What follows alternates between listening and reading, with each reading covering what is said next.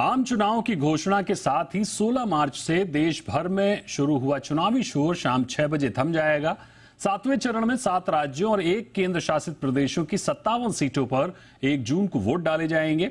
इस चरण में उत्तर प्रदेश की 13, पंजाब की सभी 13 सीटें, पश्चिम बंगाल की 9 सीटें, बिहार की 8, ओडिशा की 6, हिमाचल की 4, झारखंड की 3 और चंडीगढ़ की 1 लोकसभा सीट शामिल है।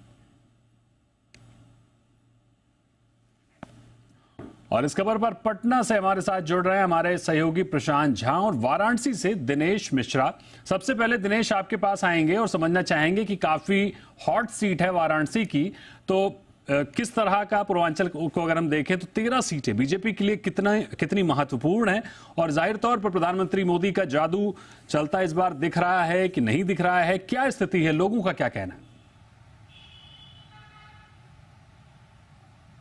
बिल्कुल दीपक, देखिए अगर वाराणसी खासकर काशी की बात करें तो वाराणसी एक तरह से सेंट्रल पॉइंट बन चुका है। जो अब 7वें चरण अंतिम चरण के 13 लोकसभा सीट्स हैं, जिसमें आपको बता दें कि करीब 5 से 6 सीट काफ़ी हार्ड सीट है। गोरखपुर है जहां से सूबे के मुखिया मुख्यमंत्री योगी आदित्यनाथ का क्षेत्र है। इसके साथ साथ खुद काशी जहां से प्रधानमंत्री नरेंद्र मोदी चुनाव लड़ रहे हैं। इसके साथ साथ मिर्जापुर अंतिम चरण में है जहां से केंद्रीय मंत्री अनुप्रिया पटेल बीजेपी से प्रत्याशी हैं। इसके साथ साथ बलिया चंद्रशेखर, प्रधानमंत्री चंद्रशेखर के पुत्र नीरज शेखर जो कि बीजेपी से प्रत्याशी हैं। तो कुल मिलाकर के वाराणसी एक सेंट्रलाइज पॉइंट रहा है जिसको लेकर के सारे पार्टी के कद्दावर नेता वाराणसी रहे और यहां से करीब 13 लोकसभा सीटों पर जो है उन्होंने फोकस किया।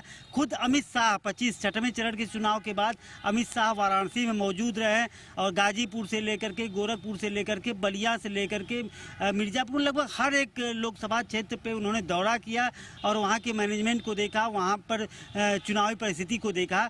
तो एक बार यहाँ पर विपक्षियों की बात करें तो राहुल गांधी और अखिलेश यादव ने यहाँ जनसभा भी 2 दिन पहले किया। इसके साथ साथ डिम्पल और प्रियंका गांधी ने रोड शो किया।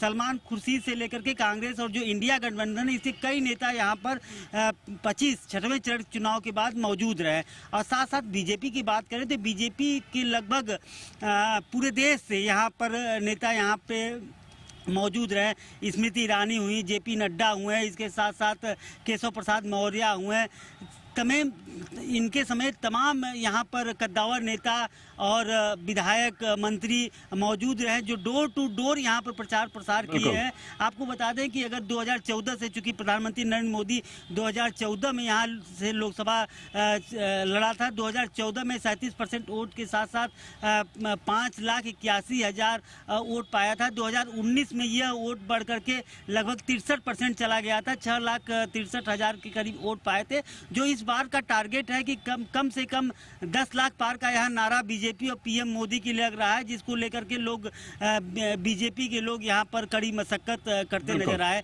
हालांकि इसके साथ साथ बता दें कि जो यहाँ टेम्परेचर इस समय इधर का मौसम है पूरे पूर्वांचल के, काफ़ी ज़्यादा टेम्परेचर है, 47 डिग्री तक पहुंच गया है। तो बहुत कुछ निर्भर करेगा कितना वोट, मतलब परसेंटेज, कितना प्रतिशत वोट मतदान हो पाता है। जितना अधिक प्रतिशत वोट मतदान हो पाएगा उतना अधिक जो है बीजेपी के लिए फायदेमंद होगा। अब ये देखना है कि कितना प्रतिशत मतदान हो पाता है। बिल्कुल, ये देखने वाली बात होगी कि कितना प्रतिशत मतदान हो पाता है। 13 सीटें, 144 उम्मीदवार हैं और ये 13 सीटें पूर्वांचल की काफी अहम मानी जाती हैं। प्रशांत के पास चलते हैं, पटना से हमारे साथ जुड़े हुए हैं। प्रशांत, ये बताइए कि बिहार में 8 सीटों पर 134 उम्मीदवारों की किस्मत दांव पर लग रही है। क्या बड़े मुद्दे हैं और कौन से बड़े चेहरे हैं जो आखिरी चरण में जिन पर वोटिंग होगी? देखिए दीपक, बिहार में जो 8 सीटें हैं जो 7वें चरण में जिस पर वोटिंग 1 जून को होनी है, इस पूरे में अब कई जो बड़े चेहरे हैं बिहार से लेकर के केंद्र तक में, वो इसमें चुनाव लड़ रहे हैं। आप बात करें तो पटना साहिब सीट है जिसमें रविशंकर प्रसाद जो पूर्व कानून मंत्री रहे हैं वो यहाँ से बीजेपी के कैंडिडेट हैं। वहीं दूसरी तरफ आप देख लीजिए पाटलिपुत्र सीट है जहाँ से मीसा भारती जो लालू यादव की सबसे बड़ी बेटी हैं वो चुनाव मैदान में है।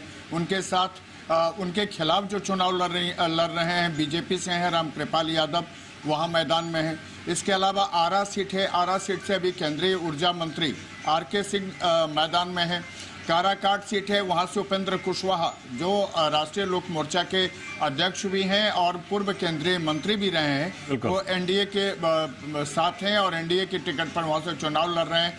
इसके अलावा बक्सर की सीट भी बहुत इंपॉर्टेंट है, जहां पर कि मिथिलेश तिवारी जो पूर्व विधायक रहे हैं वो वहां से चुनाव लड़ रहे हैं और वहां त्रिकोणीय मुकाबला हो गया है। वहां आरजेडी से सुधाकर सिंह चुनाव मैदान में है, तो एक आईपीएस आनंद मिश्र ने वहां से रिजाइन करके चुनाव लड़ रहे हैं, तो बड़ा त्रिकोणीय मुकाबला है वहां पर। जो काराकाट की सीट है वहां भोजपुरी स्टार पवन सिंह भी मैदान में है। तो कुल मिला के ये कहा जा सकता है कि जो अंतिम चरण का जो ये पोलिंग है जो 1 जून को होनी है, इसमें कई जो दिग्गज हैं उनकी किस्मत जो है वो ईवीएम में कैद होने वाली है और उसका फैसला 4 जून को आएगा।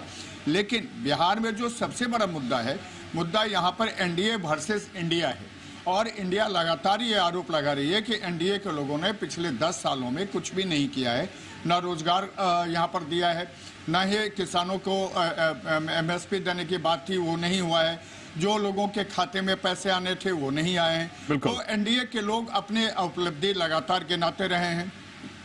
इसी चरण में जो नालंदा सीट का भी वोटिंग होना है, नालंदा सीट मुख्यमंत्री नीतीश कुमार का क्षेत्र रहा है और जेडीयू के वहां से कैंडिडेट हैं कौशलेंद्र, उनकी भी किस्मत दांव पे है, लगातार वो 2 बार से वहां से सांसद हो रहे हैं। इसके अलावा आप बात करें तो देखिए इसमें जो जहानाबाद की सीट है वहां भी त्रिकोणीय मुकाबला हो गया है। वहां आरजेडी से सुरेंद्र यादव हैं और तो वहां एनडीए से जो कैंडिडेट हैं चंद्रेश्वर प्रसाद, उसके रहते हुए एक तीसरा कैंडिडेट अरुण कुमार भी चुनाव मैदान में बसपा के टिकट पर आ गए हैं। यानी बिहार में ये जो 1 जून का जो वोटिंग है ये बड़ा इंटरेस्टिंग वोटिंग होगा और यहाँ पर लगभग 3 सीटों पर त्रिकोणीय मुकाबला है, जबकि 5 सीटों पर से आमने सामने की फाइट है, यानी इंडिया वर्सेस एनडीए की। ठीक बात है, बड़ी अहम बात कही आपने। कई केंद्रीय मंत्रियों को भी किस्मत दांव पर लगी है। प्रधानमंत्री नरेंद्र मोदी वाराणसी से, आरके सिंह आरा से, पंकज चौधरी, अनुप्रिया पटेल, महेंद्रनाथ पांडे और अनुराग ठाकुर ये केंद्रीय मंत्री हैं जिनकी 7वें चरण में किस्मत दांव पर लगी है। इन पर भी वोटिंग होगी। तो बहुत शुक्रिया करेंगे आपका प्रशांत और दिनेश हमारे साथ जुड़ने के लिए, इस पूरी खबर को विस्तार से बताने के लिए।